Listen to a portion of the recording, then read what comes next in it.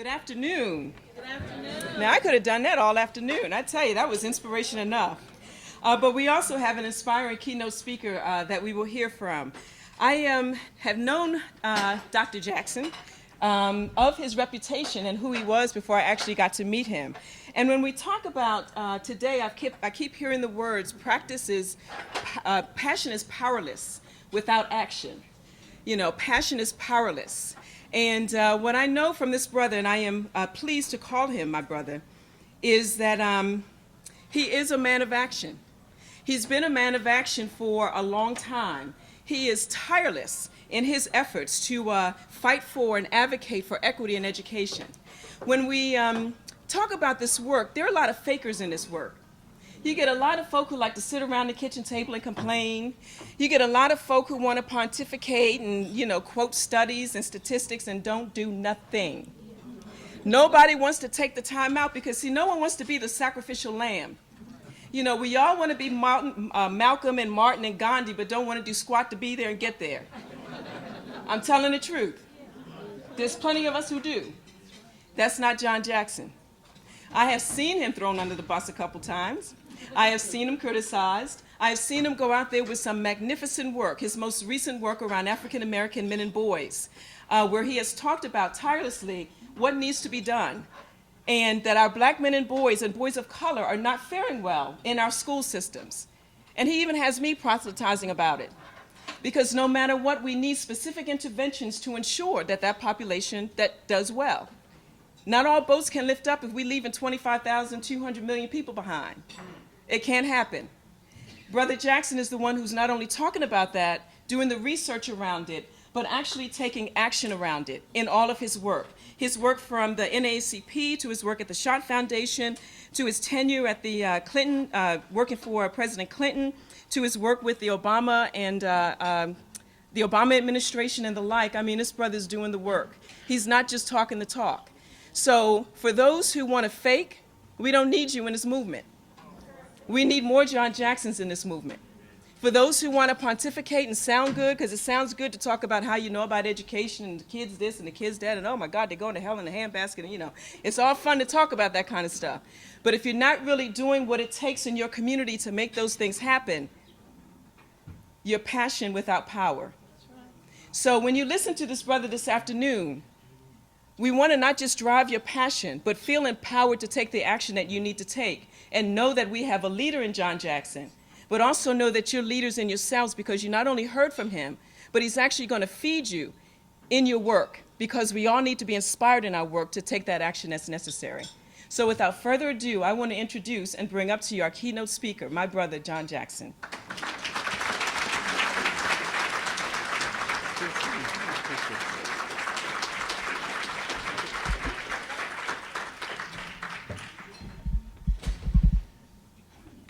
Arkansas, I know when I've been set up. And from Sharice's comments to that choir, this is a setup. I mean, what do you do with that? I was talking with David Fruoff, and he was writing down some notes, and he said, are you sure you can read all of those notes? Can you read it? But after I heard the choir, just drop the notes. I mean, what more needs to be said after that? If you don't know what you need to say and what you need to do after that, there's nothing I can say to make things better. There's nothing I can say. But I am very appreciative of the leadership that exists here in Arkansas. Definitely my friend, my sister, Sharice. I don't mind being thrown under the bus. My ancestors had to ride on the back of the bus and sometimes could not get on the bus. So if the only way I get my people and our people to their destination is by being under the bus, well, that's my role. So Arkansas, I am happy to be here. On behalf of the Schott Foundation for Public Education, on behalf of those who are a part of the Opportunity to Learn campaign, we came to Arkansas because we at the Schott Foundation believes that every child deserves a fair and substantive opportunity to learn. Every child. We know that there's clear data that indicates that we are 99.6% the same. There are more genes to explain the variance in our eye color than our racial or ethnic differences. So to the degree that we're 99.6% the same, any variance that we see in educational performance is not caused by the racial or ethnic differences, but the social policies and social practices which lead to those differences. So we believe that in Arkansas, and particularly in the South, while the country is talking about moving forward, often what we see in D.C. is a plan that leaves the South behind. And that can't happen, not at this day and age. And you know, the philosopher Hobbes said that family is the first society.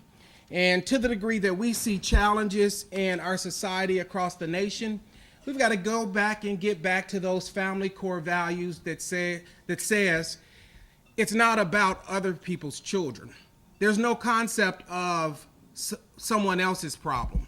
But it's like Bill Russell says that every child is my child.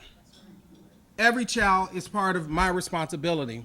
So when we came here, we sat down with a family, the Fruoff family, Sue, Anna Kay Williams, David Fruoff, and we began to have a conversation around this Opportunity to Learn campaign. Family with strong values in education. How then can we take the concept and begin to expand it across the state? And definitely Sharice and Corey and our partners at the Winthrop Rockefeller Foundation were already on board. So this is about expanding the value of opportunity, which is a family value. It's about not approaching it in Arkansas from a perspective of a deficit, but an asset. We know that in Arkansas, you all make great investments. You do more with less. You know, it reminds me of the story of an old man who decided to marry a very young woman. And Dr. Kimbrough, as the story goes, he was an old jealous man. And he became very ill, and he said, promise me that when I die, you're going to bury me with all of my money, because I don't want you spending my money on any other man. Make that promise. The young wife made the promise. It came to pass that the old man passed away, and at the funeral, the young widow approached the casket with her girlfriend by her side. She pulled an envelope out of her purse, and she placed it in the casket, and she began to walk away, and her girlfriend just shook her head. She said, tell me, girl, you didn't keep that promise. She said, I did, but I wrote him a check. So it's very important that we make the investments that we can right now, because there will come a time when we can't make those types of investments. And we know, as you know, in Arkansas, there's no more important investment than the future of our children. We know that there's a correlation between educational attainment and a community's economic base. Correlation between educational attainment and access to health care. Correlation between educational attainment and civic participation, voting, volunteerism, pillars of our democracy.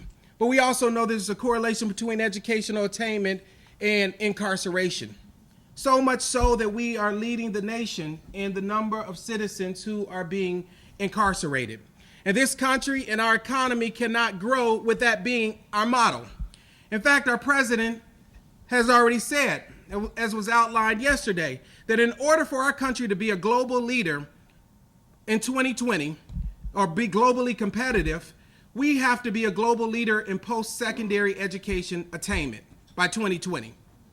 That means that where the country now has a rate of 38% attainment, we've got to get close to 60%. That means that there are those who are already doing the calculations of how to get there. And during an economic crisis, there are those who are making tough decisions. And then there are those who are making self-invested decisions. So we're going through one of the largest wealth divides that we've seen since the Depression. This Wall Street collapse, you know, in the past we could talk about just the racial divide, which has always been deep in our country. But with this latest Wall Street collapse, what we begin to see that this division is not being built just on the backs of people of color, but this division is being built on the backs of poor and working class people. Lest we assume that this is a problem only for Black and Latino people. But working class Americans are now being divided and the wealth is being retained by the top 1%. Now, what's the here for today? So we often talk about the problem being a problem of the future. You know, we won't be globally competitive, but it's a problem for today. Because we recognize that the states with the most job creation are those states with the highest level of educational attainment. Massachusetts. Most job creation right now in Massachusetts. Because 2/3 of the new jobs will require some post-secondary education. 2/3 of new jobs. Now, where we're seeing the highest increase of jobs that don't require post-secondary education are penal institutions. Where we're seeing the highest increase of penal institutions are places where students don't have the educational attainment.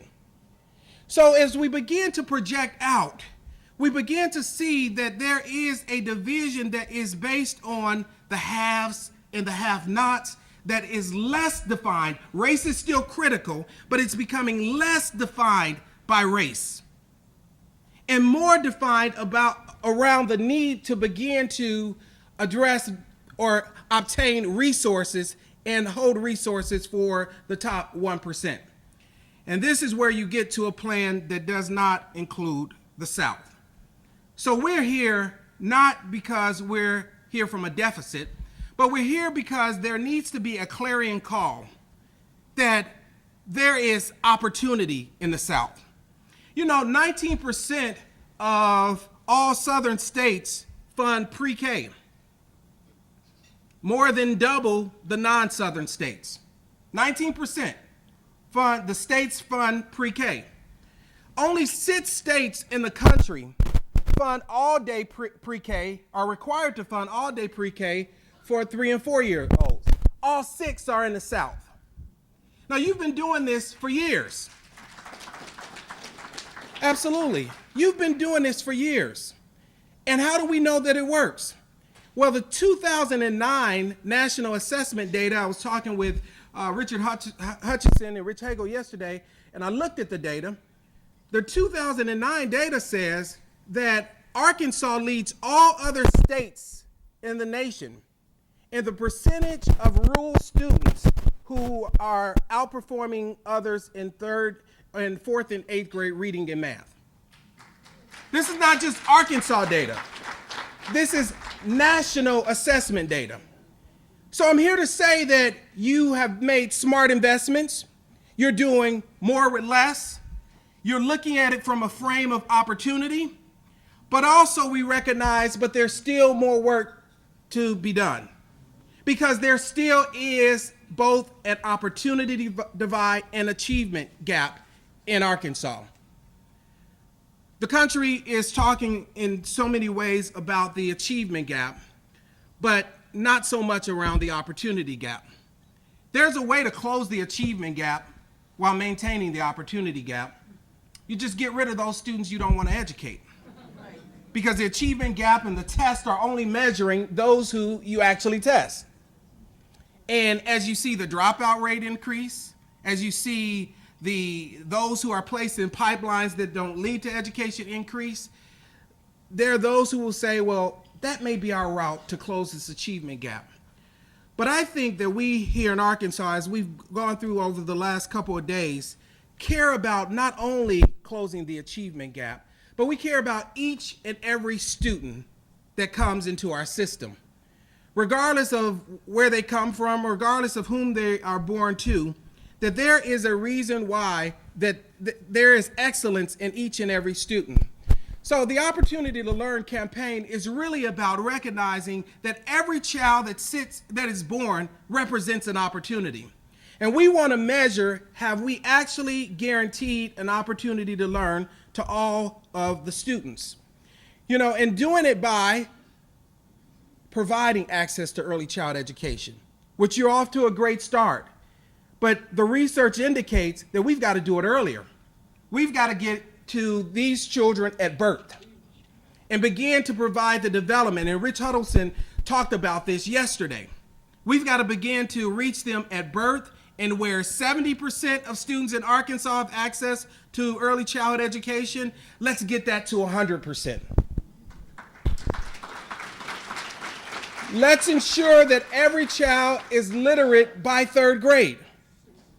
Because many of the challenges that we see in placement in special education and beginning to put students on a path to incarceration begin at 3rd grade and are connected to the fact that they are not literate.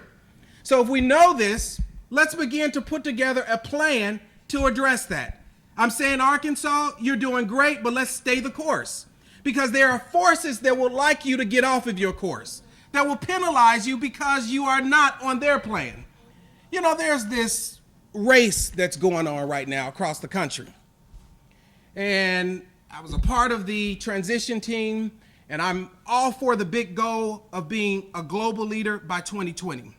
But I just believe that the frame around a race at this point, when we know that in every state across the country, there are challenges. In every race, there are winners and losers. And as the data indicate, right now, as we run the race, and even the race that is in Race to the Top, 60% of the states are not getting the resources. Those who are not equitably represented in the race are Latino students. Because the states that have been selected, Latino students are underrepresented. Plans for ELL are underrepresented in those states. We don't need a race. We need a plan that lifts every state from the bottom and provides all students an opportunity to learn.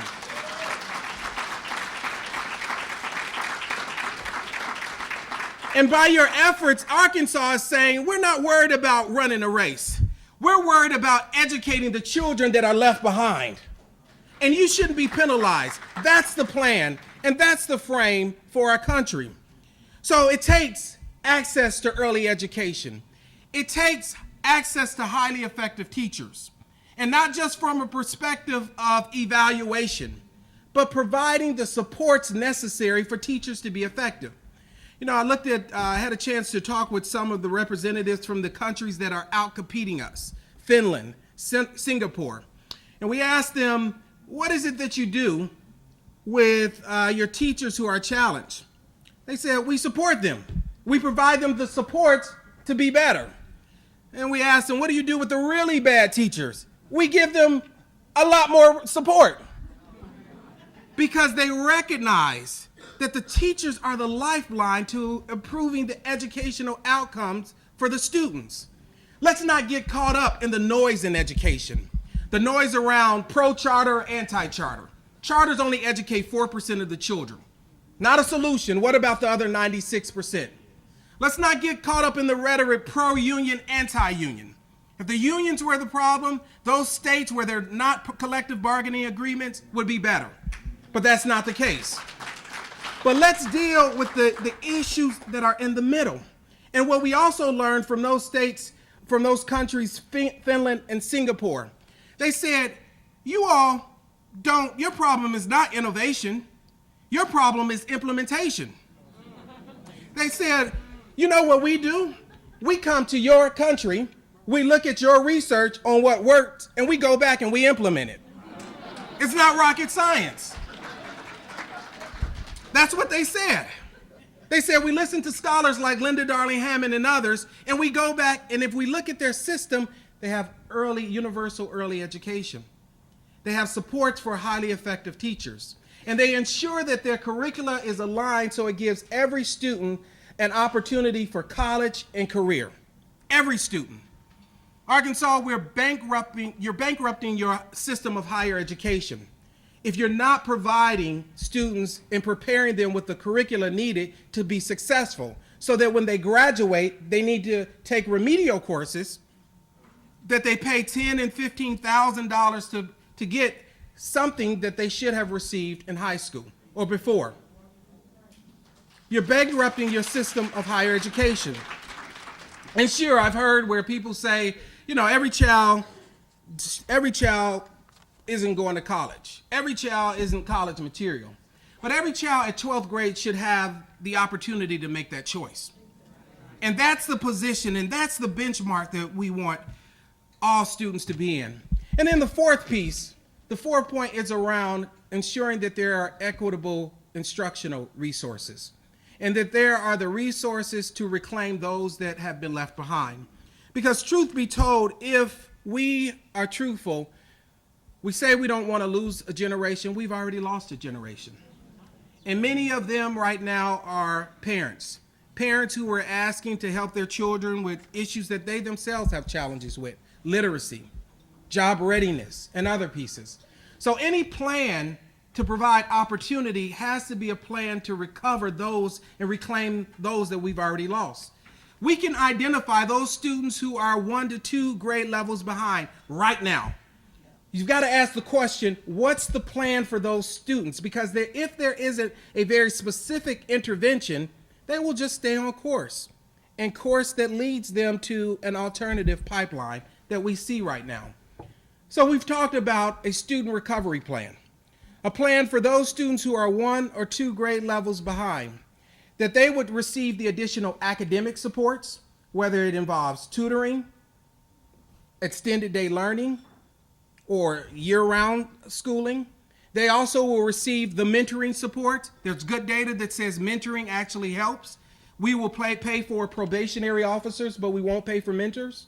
We leave it up to volunteers. And they will also receive the health supports that they need. We can identify the health conditions that present the challenges for students receiving an opportunity to learn. Asthma, eyesight. That every student who is a grade or 2 grade levels behind should have a student recovery plan. And that plan should be connected to the resources needed. So we know what works. It's just a matter of staying the course and implementing what we know. And making the commitment, Arkansas, to represent all students. Not just those with the 4.0s, but those with the 2.25s, those that have been suspended maybe once or twice, because we are in a culture today where we're being challenged to make choices between those that we believe that have the capacity and those that we can wipe off of our rolls.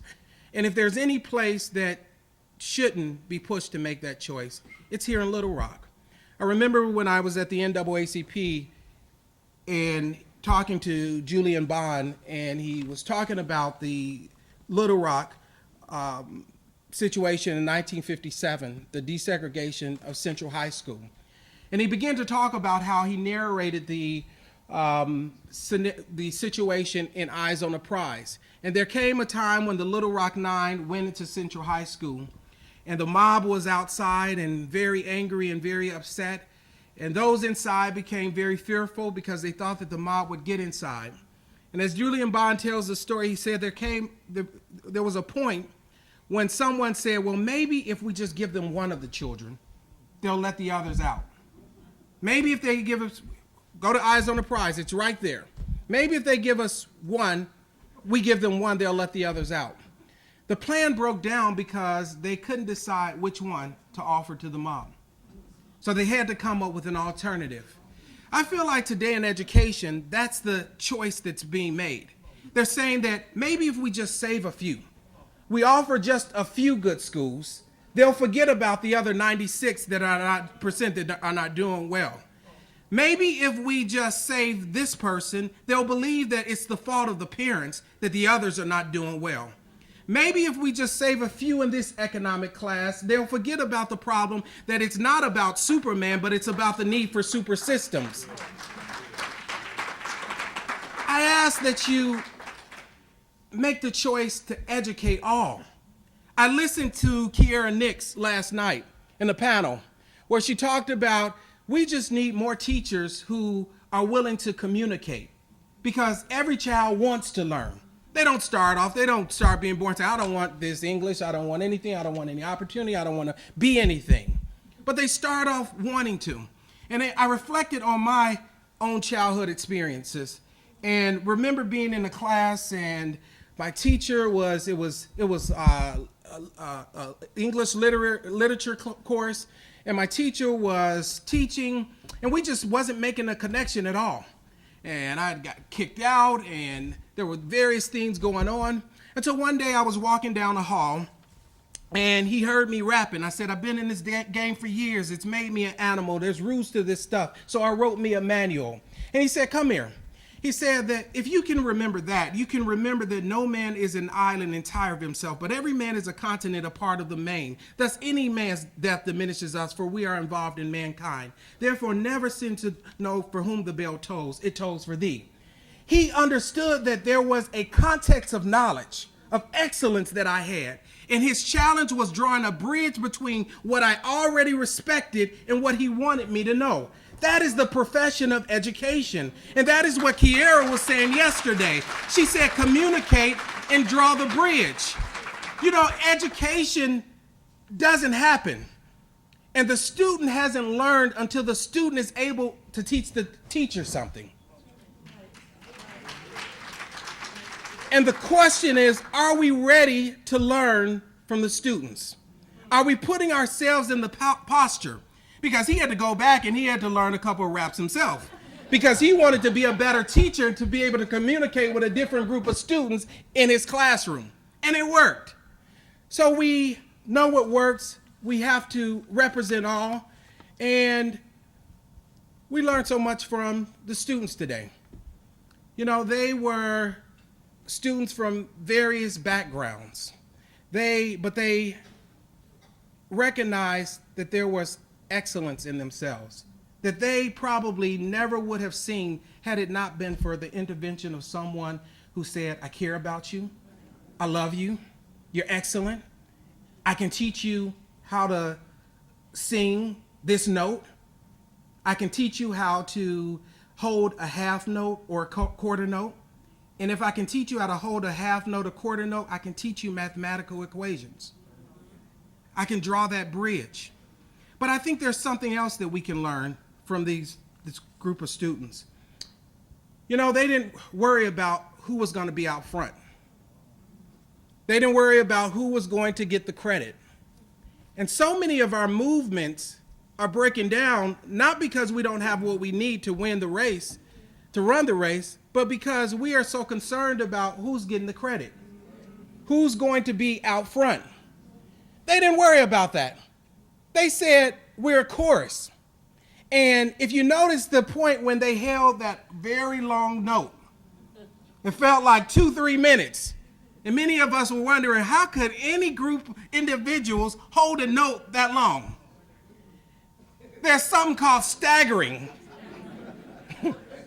The breathing, where they're not fighting to say, okay, I'm out front. They say, when you get tired, I'm going to step up. And then when you get tired, I'm going to step up. And then when you get tired, we've got to learn how to stagger our breathing.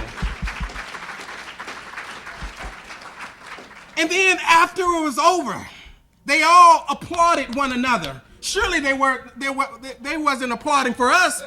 They applauded one another for what they had done. This is a good thing.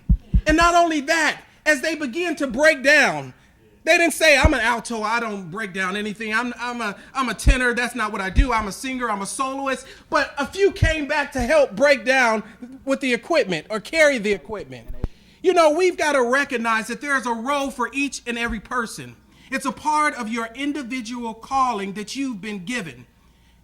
It may be to give a speech. It may be to sit at the table and negotiate. It may be to make signs. I often tell the story of Bayard Rustin. How many of you all know who Bayard Rustin is? If you know about the March on Washington, 1963, you should know about Bayard Rustin because he organized the March on Washington. And I remember listening to a journalist talk to Mr. Rustin, and he asked him, what is the most important part of the march?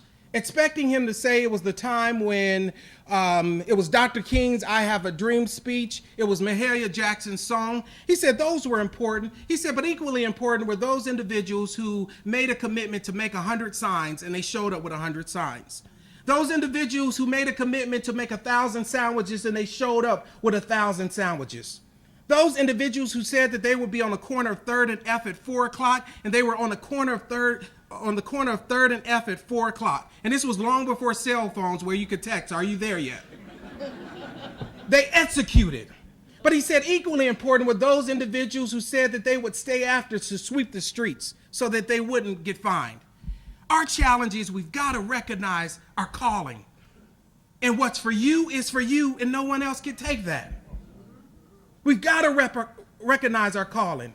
And I think Dr. King said it best when he said, if it falls your lot to be a street sweeper, sweep streets like Michelangelo painted, like Shakespeare wrote poetry, like Raphael carved marble. Do it so well that the hosts of heaven and earth will say, there lived a great street sweeper who swept his or her job well. That has to be our challenge. Arkansas, let's move from a place of fear to a place of opportunity. And let's move not only for the South, but let's move for the entire country. Because the country is in a mode of division. And my concern is there are those who are pushing fear are winning. I am sick and tired of hearing about the Tea Party. And this is not a hit on any type of political ploy. I'm sick and tired of hearing about it because in this rhetoric about taking back is a message of fear, not a message of opportunity. You know, I asked, and this is how you test it. I would ask anyone from the Tea Party, where was the tea when the people of Katrina were drowning in water? Where was the tea when the teachers across the country were being laid off? Where was the tea when individuals were losing their job? Why wasn't the tea brewing when people in communities across the country were losing their dollars, losing their homes? And if your tea is not strong enough to address those issues, I will drink my coffee because I know that it's strong enough and I know that it has an agenda that's for all students. Where was the tea?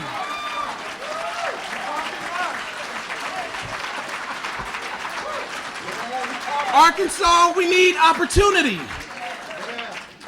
There are those that believe that they're to be pessimistic about Pulaski County, but we say that there's promise in Pulaski. There are those who believe that there's devastation in Dumas, but we believe there's deliverance for Dumas. There are those who believe that there's chaos in Camden, but we believe that there's a lot of correction and there are a lot of champions in Camden. And there needs to be a group of people who will say that we've been tried, never denied, and we're ready to be tried again. And I believe that group of people are right here in this room. You know, as I take my seat, I draw so much inspiration from the bumblebee. And you may say, well, why do you draw inspiration from the bumblebee? Because when you look at the data and after the folk have run their regression analysis and the paralysis of analysis, the bumblebee, if you calculate the wingspan times the weight of the bumblebee should be incapable of flight. The problem is somebody forgot to tell the bumblebee. So the bumblebee goes around and the bumblebee flies. And the bumblebee doesn't fly with his head down, but it flies around with a buzz. And the buzz said that there's someone who sits high, who looks low, but that says that we can do the impossible. And you know, I remember as a child, long before attending Harvard, long before going to law school, I was a child that seemed to be the drum major for ignorance. And I remember my fourth grade teacher, the school wanted to kick me out. And my grandmother, who did not have a college degree, she did not have a big position, she wasn't a CEO, she came up to the school, she said, you will not kick him out, but you will educate him. And she said, you will not kick him out, but you will educate. I stepped up and said, but grandmama, look at my, she said, stand back, son. You will not kick him out, but you will educate him. And I thought she was just a fool because I had looked at my own record. But I recognized at that point that we don't need people who are just scholarly about this approach, but we need people who are foolish enough to believe that all children can learn, who will stand up and stand in the gap, I recognize that we've come a long way, but we shouldn't feel no ways tired. We've come too far from where we started from. Nobody told us that the road would be easy, but I don't believe we've come this far to be left alone. Arkansas, you shouldn't feel no ways tired. You've come too far from where you started from. No one told you that the road would be easy, but you haven't been brought this far to be left alone. God bless you all.